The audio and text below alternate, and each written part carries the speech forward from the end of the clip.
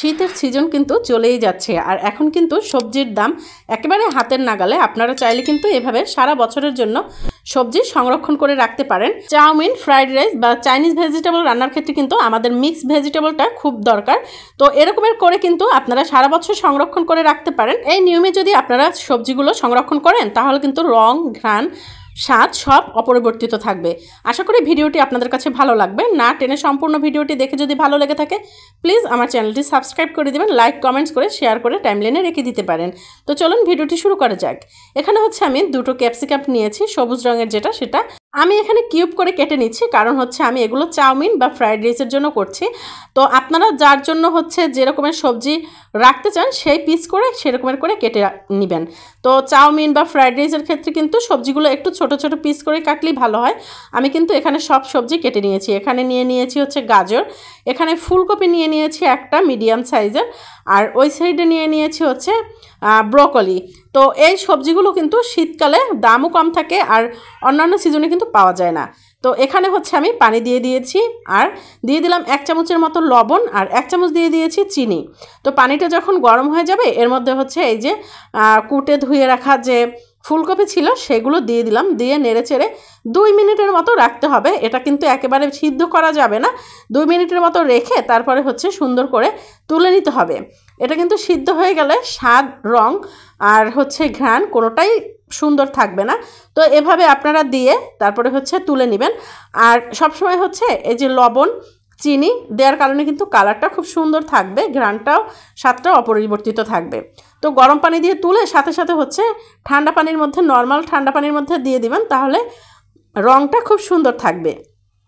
আপনারা এভাবে কিন্তু সারা বছরের জন্য সবজি সংরক্ষণ করতে পারেন ডিপ ফ্রিজে। ঠান্ডা পানিতে 5 মিনিটের মতো রেখে যখন সবজিটা ঠান্ডা হয়ে যাবে তারপরে হচ্ছে এরকম ঝুড়িতে তুলে পানিটা একবারে শুকিয়ে নিতে হবে। ওই একই পানির মধ্যে হচ্ছে আমি ব্রোকলিগুলো দিয়ে দিলাম।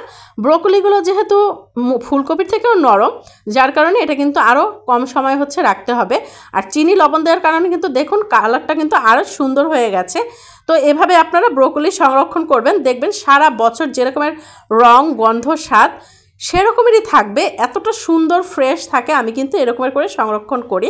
আর এ দিয়ে কিন্তু এই সবজিগুলো দিয়ে আপনারা চাইনিজ ভেজিটেবল, ফ্রাইড রাইস বা হচ্ছে চাউমিন এ জাতীয় খাবার রান্না করতে পারবেন, খেতে খুব ভালো লাগবে।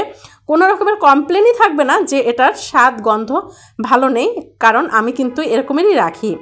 তো এই যে তুলে আবার হচ্ছে এখানে ঠান্ডা পানির মধ্যে ব্রোকলিগুলো দিয়ে দিলাম। দেখতে পাচ্ছেন নর্মাল ব্রোকলির থেকে কিন্তু এই যে এভাবে রাখলে কালারটা আরও সুন্দর হয়। আর এই যে ঠান্ডা করে তারপর হচ্ছে তুলে পানিটা ঝরিয়ে নিতে হবে।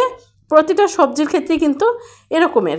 তো যেগুলো হচ্ছে একটু নরম হয়ে যায় সেই সবজিগুলো হচ্ছে অল্প একটু সময় রাখতে হবে, একেবারে ফুটন্ত পানির মধ্যে রাখা যাবে না, তাহলে কিন্তু সবজির কালারটাও নষ্ট হয়ে যাবে আর ঘ্রাণটাও নষ্ট হয়ে যাবে।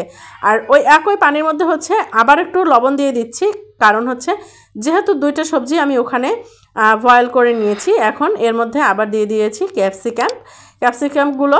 এগুলো কিন্তু অল্পতেই হচ্ছে সিদ্ধ হয়ে যায়, যার কারণে এটাও বেশি সময় রাখা যাবে না, একবারে ফুটানো যাবে না পানি।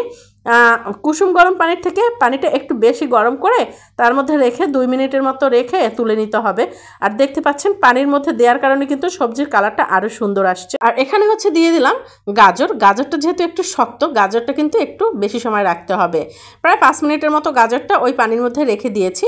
আর ওই পানিটা কিন্তু একবারে ফুটানো যাবে না, একবারে লো হিটের মধ্যে কিন্তু আমি গাজরটা রেখে দিয়েছি। ওই একই প্রসেসিংয়ে কিন্তু আমি এখানে গাজরগুলো ঠান্ডা পানিতে একবারে ঠান্ডা করে তারপর হচ্ছে পানি ঝরিয়ে এই যে সব সবজিগুলো মিশিয়ে নিয়েছি।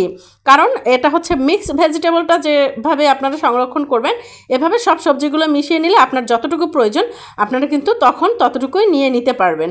আর এই যে দেখতে পাচ্ছেন এখন একটা পরিষ্কার গামছা নিয়ে নিয়েছি, এর মধ্যে হচ্ছে এই সবজিগুলো আমি নেড়ে দিচ্ছি, যাতে এই সবজির মধ্যে যতটুকু পানি অপরিবর্তিত আছে যাতে এই গামছার যে সুতির কাপড়ে আপনারা চেষ্টা করবেন সুন্দর করে পানিটা কিন্তু শুষে নিবে।